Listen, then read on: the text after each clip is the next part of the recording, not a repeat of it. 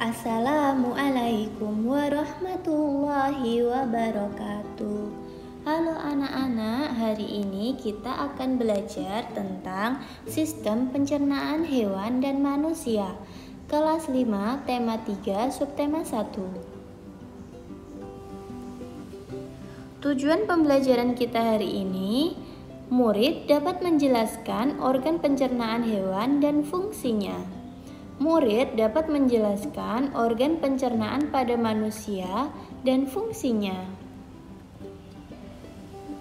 Hewan ruminansia. Apakah anak-anak tahu hewan ruminansia itu apa? Ya, contoh hewan ruminansia adalah sapi. Kita simak urutan proses pencernaan hewan ruminansia. Dari yang pertama, rumput dikunyah di mulut, kemudian menuju esofagus. Esofagus disebut juga dengan kerongkongan. Dari esofagus menuju ke rumen atau perut besar. Proses yang terjadi di rumen yaitu pencernaan dengan bantuan mikroba atau bakteri. Setelah dari rumen, makanan menuju ke mulut kembali. Proses yang terjadi, makanan yang dikunyah kedua kalinya hingga lebih sempurna. Makanan menuju retikulum. Proses yang terjadi di retikulum, makanan difermentasi oleh bakteri anaerob dan protozoa. Kemudian menuju omasum, lalu abomasum. Di abomasum, proses yang terjadi yaitu pencernaan dengan bantuan enzim pepsin. Anak-anak, sudah kita pahami ya urutan proses pencernaan hewan ruminansia. Sekarang kita lihat atau kita simak lambung hewan ruminansia. Dari esofagus, retikulum, omasum, abomasum, usus halus, dan rumen. Nah, kita simak penjelasannya. Rumen atau biasa disebut dengan perut besar, fungsinya sebagai tempat penyimpanan sementara makanan yang sudah ditelan dan membantu menguraikan makanan. Retikulum atau disebut dengan perut jala, tempat mencampur makanan hingga menjadi gumpalan-gumpalan kasar atau bolus. Setelah itu, makanan akan didorong kembali ke rongga mulut untuk dimamah yang kedua hingga teksturnya lebih halus. Omasum atau biasa disebut dengan perut buku. Fungsinya membantu proses penghalusan makanan secara kimiawi yang dibantu oleh kelenjar enzim dan mengurangi kadar air. Abomasum atau biasa disebut dengan perut masam. Fungsinya mencerna gumpalan makanan melalui enzim dan asam klorida dan sebagai desinfektan bagi bakteri jahat yang masuk bersama makanan.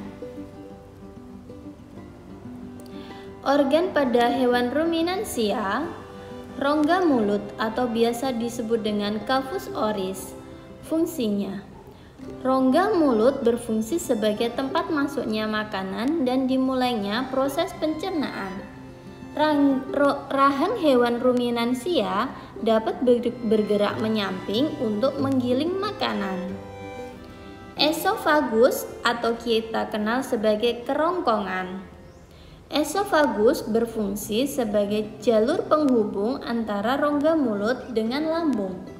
Makanan hanya melewati esofagus tanpa melalui proses apapun. Hal ini karena kerongkongan ruminansia umumnya sangat pendek, sekitar 5 cm. Tapi mampu melebar untuk menyesuaikan ukuran dan tekstur makanan. Yang ketiga, lambung.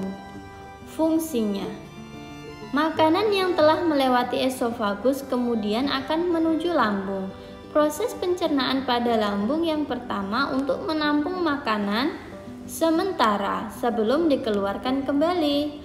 Selain itu, lambung juga berfungsi dalam proses pembusukan makanan dan menghasilkan enzim selulosa yang dapat mengurai menjadi selulosa. Usus halus. Usus halus berfungsi menyerap sari-sari makanan yang telah diproses di dalam lambung. Sari-sari makanan yang diserap kemudian diedarkan ke seluruh tubuh dan diubah menjadi energi. Anus. Setelah sari-sari makanan diserap oleh usus halus, sisa proses penyerapan akan dibawa menuju anus. Sisa ampas makanan tersebut akan dikeluarkan melalui anus. Jadi, fungsi anus yaitu mengeluarkan sisa ampas makanan. Hewan yang kedua, amfibi. Kata amfibi berasal dari Yunani, yaitu amfi berarti dua dan bios berarti hidup. Hal tersebut dapat diartikan bahwa kata dapat hidup di dua alam, yaitu air dan darat. Nah, silakan kalian amati organ pencernaan amfibi. Dimulai dari mulut, kerongkongan, lambung, hati, kantung empedu, pankreas, usus, dan kloaka.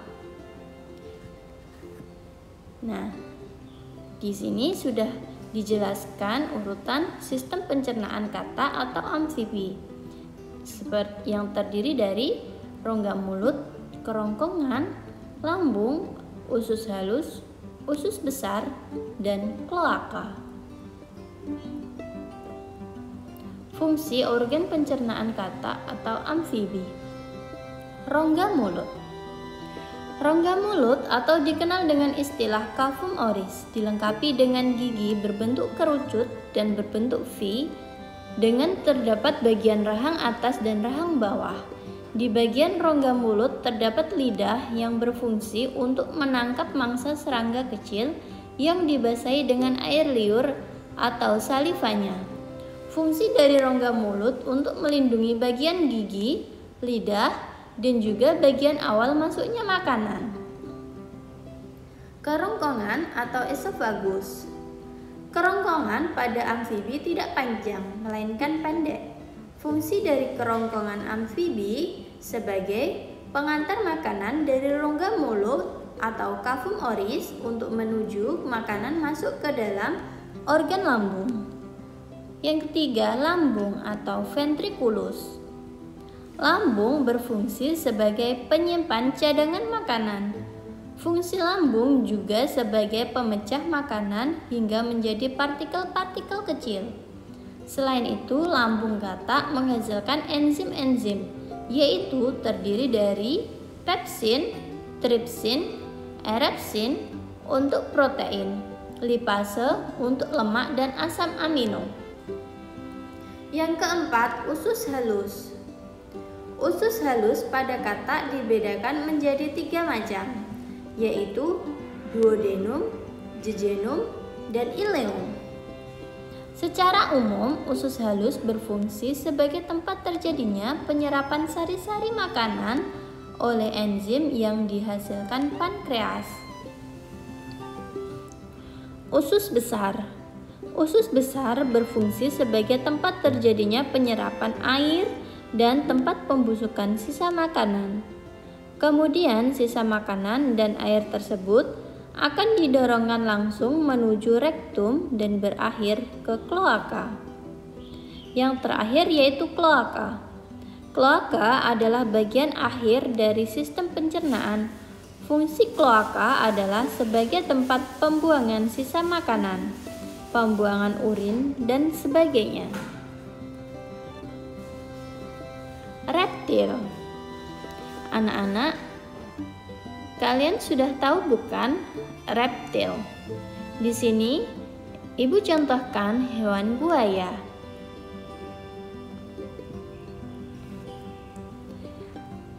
Organ pernafasan hewan reptil dimulai dari mulut. Makanan yang diingesti ke dalam rongga mulut reptil yang akan mengalami pencernaan secara mekanik maupun kimiawi. Mulut disusun oleh sel-sel bersilia yang mensekresikan mukus atau lendir untuk membantu melumasi makanan. agar mudah ditelan. Pada reptil pemakan daging atau karnivora, mulut dilengkapi dengan gigi-gigi yang tajam yang membantu menangkap objek makanannya. Sedangkan pada reptil herbivora terdapat gigi-gigi yang sederhana dalam rongga mulutnya.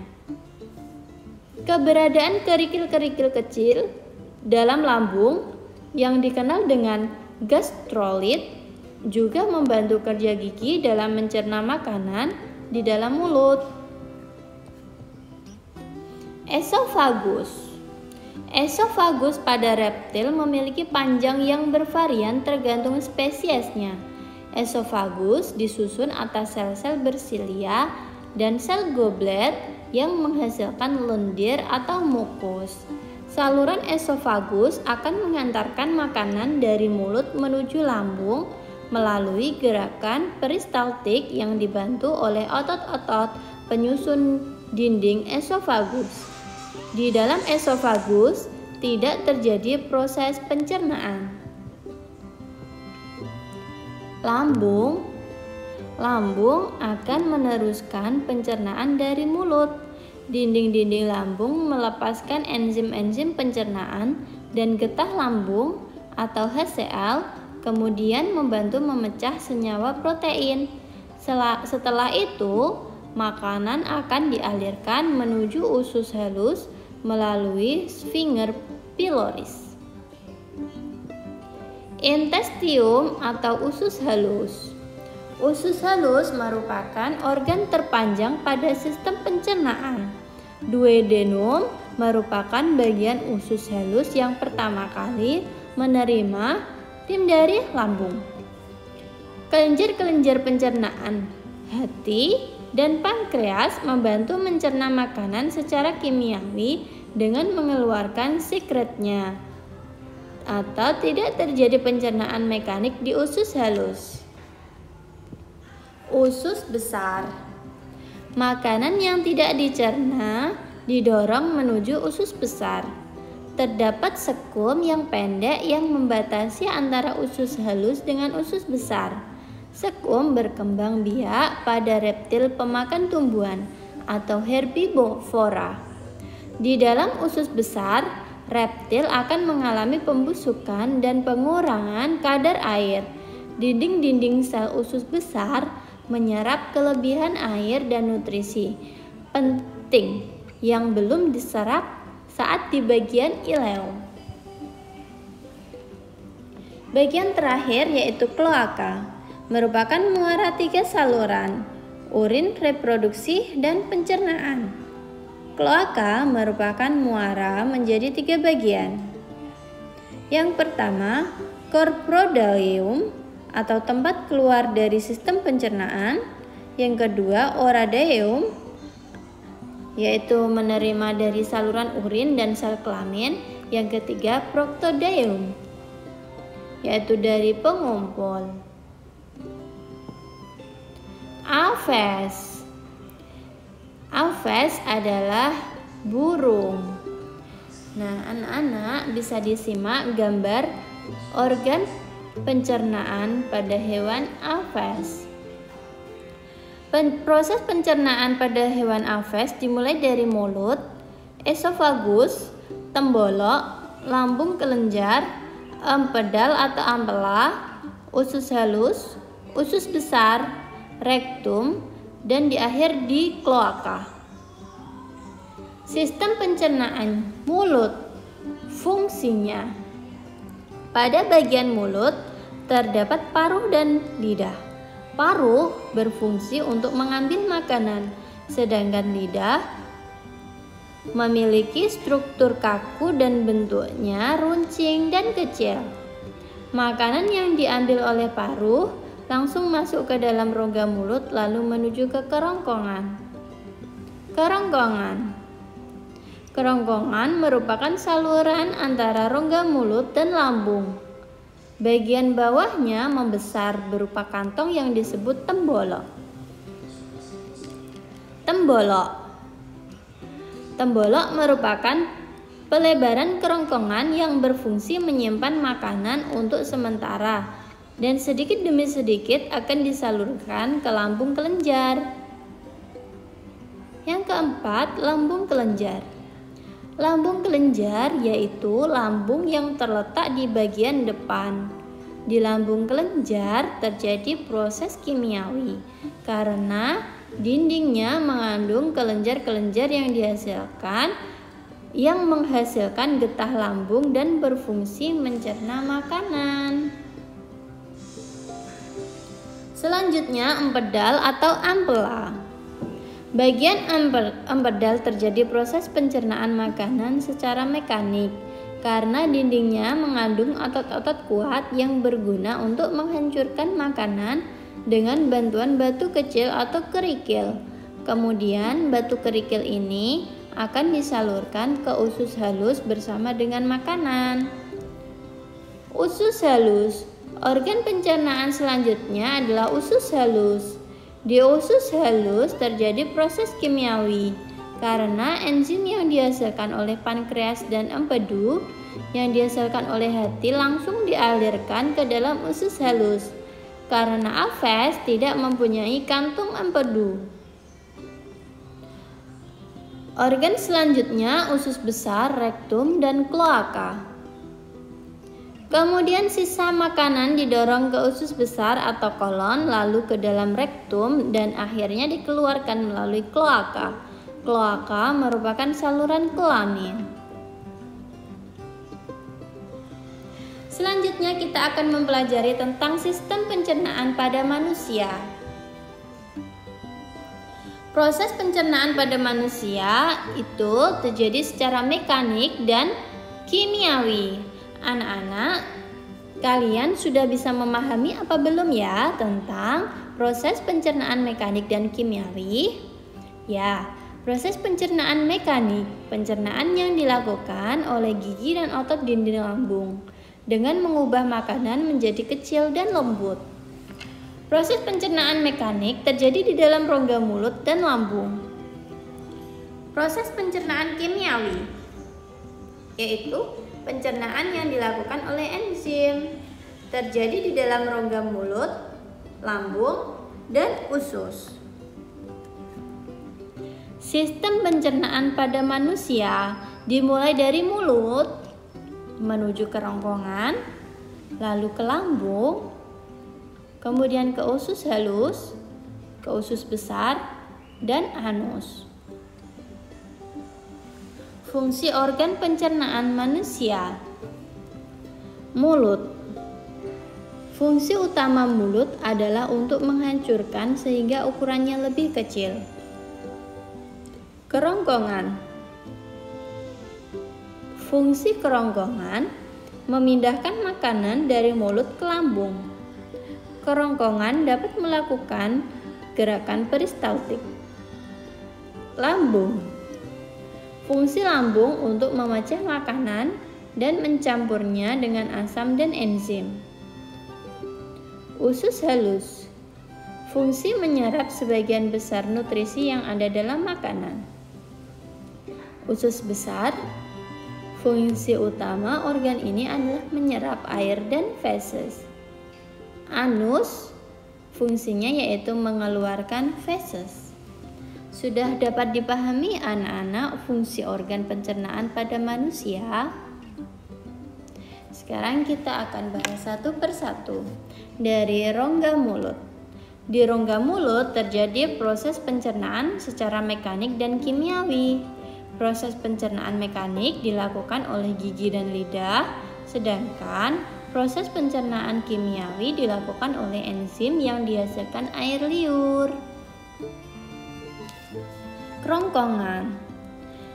Epiglottis adalah lipatan kecil yang terdapat di tenggorokan saat seseorang menelan untuk mencegah kejadian tersedak ketika makanan masuk ke tenggorokan. Serangkaian kontraksi otot di dalam kerongkongan yang disebut peristaltik kemudian mengantarkan makanan untuk menuju perut. Tetapi pertama-tama otot mirip cincin di bagian bawah kerongkongan yang disebut sphincter esophagus di bagian bawah harus rileks terlebih dahulu untuk membiarkan makanan masuk. Sphincter kemudian berkontraksi dan mencegah isi perut mengalir kembali ke kerongkongan. Lambung. Lambung mempunyai 3 fungsi utama. Yang pertama, tempat menyimpan makanan sementara sebelum disalurkan ke organ selanjutnya. Yang kedua, memecah dan mengaduk makanan dengan mekanisme gerak peristaltik. Yang ketiga, mencerna dan menghancurkan makanan dengan bantuan enzim dalam lambung. Enzim yang dihasilkan oleh lambung yaitu ada 3. Yang pertama, pepsin, berfungsi untuk mengubah protein menjadi pepton. Yang kedua, renin, berperan untuk menggumpalkan protein yang terdapat pada susu. Yang ketiga, asam lambung atau HCl, berfungsi untuk mengaktifkan enzim pepsin dan membunuh mikroorganisme patogen yang masuk bersama makanan. Usus halus. Usus halus merupakan tempat terjadinya penyerapan sari-sari makanan. Terdiri dari 3 jenis yaitu usus 12 jari, usus kosong, dan usus penyerap. Pada usus 12 jari bermuara saluran getah pankreas dan saluran empedu. Pankreas menghasilkan getah pankreas yang mengandung enzim-enzim sebagai berikut. Enzim amilase berfungsi mengubah maltosa menjadi glukosa. Enzim tripsin berfungsi mengubah pepton menjadi asam amino. Enzim lipase berfungsi mengubah lemak menjadi asam lemak dan gliserol. Usus besar. Di dalam usus besar terdapat bakteri Escherichia coli. Bakteri ini membantu dalam proses pembusukan sisa makanan menjadi feses. Bakteri Escherichia coli juga menghasilkan vitamin K yang berperan penting dalam proses pembekuan darah. Anus. Anus merupakan lubang tempat pembuangan feses. Sebelum dibuang lewat anus, feses ditampung terlebih dahulu pada bagian rektum. Apabila feses sudah siap dibuang, maka otot sphincter rektum mengatur pembukaan dan penutupan anus. Anak-anak, demikian yang dapat Ibu sampaikan. Semoga dapat dipahami dan bermanfaat. Terima kasih. Wassalamualaikum warahmatullahi wabarakatuh.